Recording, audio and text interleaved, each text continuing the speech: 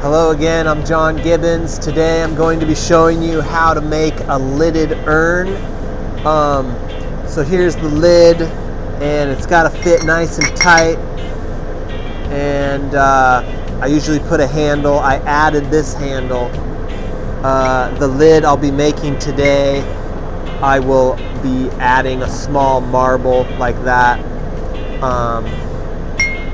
It's real important to use the calipers.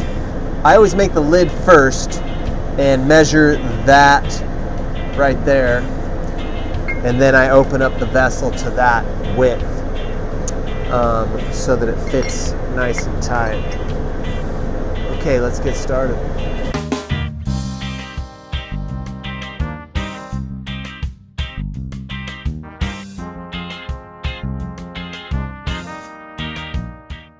So when I'm working with this gold, I like to have it contained in a little box because it's so light it just blows away.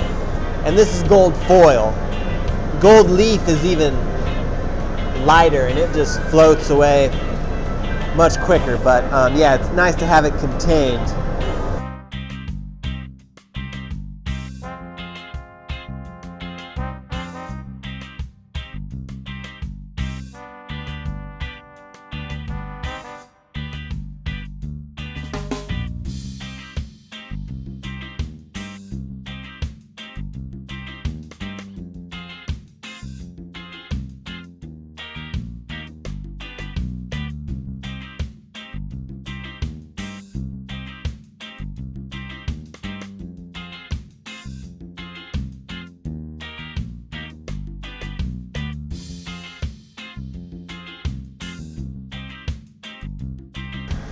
Okay, so when it comes to making those lids, you have to leave enough room to create this lip. And so here's your blowpipe, here's your glass, and this is your neckline. And so this is kind of the shape you want. You got to have this long kind of teardrop. You're going to put your jacks in here and you're going to hit the glass right there. And so that's going to create your bump because that's turning. And so you get the bump there. So if you blow out a shape like this and it's more spherical, it's hard to get the jacks where they're supposed to be and also create this little part here, because this is the most important part. This is going to cause your lid to stay in place. So it's real important to get this shape right there.